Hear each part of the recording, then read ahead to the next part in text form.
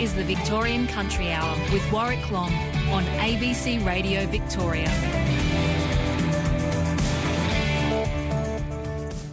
8 landholders have planted 60,000 wetland plants in the last 18 months as part of the Wetland Revival Trust, which aims to balance the needs of agriculture and sustainability and give farmers better recognition of existing wetlands that they may have had on their property. Joe Bear runs about 4,000 merino ewes at Canary Island near Kerrang and says the project's been a game changer for her farm and her farming practices. I've been always interested in wetlands. My father built a wetland around sort of the millennial drought time and got a lot of enjoyment and well-being benefits from having that, especially during the drought.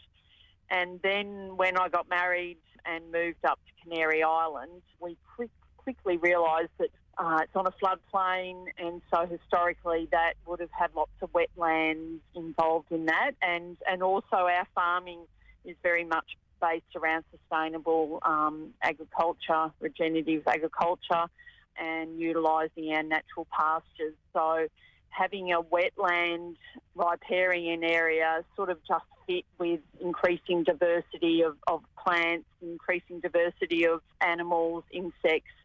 So it just all fit with how we wanted to just work with nature. We actually purchased a little block right on the Long River, and we actually worked with an ecologist who walked that, and he said, using imagery and also his expertise, said, look, I think there's some areas here that would have been wetland, but with the change of irrigation and river flows, they're not getting any water anymore, and you could see that the red gums were really battling. And fortunately, Damien and the Wetland Revival Trust received some funding, and we've been working with them for the last probably 18 months, really. So long story. That's how we've got to where we are. You're managing a working farm, so what does that look like in terms of maybe the changes that it's made to your farm or the progress that you've achieved so far? Yeah, so we were doing 2 wetlands, one that was a river Red Gum Wetland, and then the other one was more of a grassy plain sort of wetland. So the river Red Gum Wetland has been all done. Damien and his team have revegetated it all, and we've got water in it, and it's been amazing. It's just, we just can't believe how lush it feels and much cooler. Obviously, it's a carbon sink as well, but, just for our well-being, we haven't really had a hot summer this year, but it's cooler when you're there. So, we notice the stock is sort of around that area, and it just provides a greater diversity of species, insects especially, with flies and everything. We've got dragonflies at the moment that are attacking the mosquitoes, so that's really good. So it just gives it a more of a holistic feel to our farm. We just feel that rather than using pesticides or chemicals, maybe we just utilise a natural environment to help us work.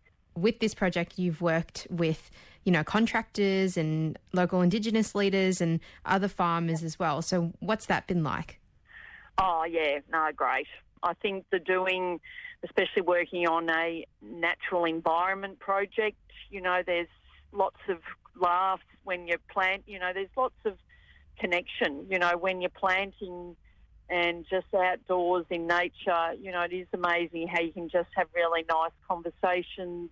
And I think in our area, this area is known for wetlands and lakes and rivers and creeks, so I think every farmer would, has probably got sort of a little mini wetland or a lake that they'd like to do something with. So I think everyone just wants to learn more about it. I think that's probably our challenge, is that a lot of landholders up here just don't know where to start. So that's where it's been so exciting for us to work with Damien and the Wetland Revival Trust to gain knowledge about how to work. And so I think that's what we enjoyed as well. There was a whole group of us learning together. That is a farmer from Kerrang, near Kerrang, Canary Island near Kerrang, sheep farmer Joe Bear, speaking there with Faith Tabalujan about the wetlands on her properties.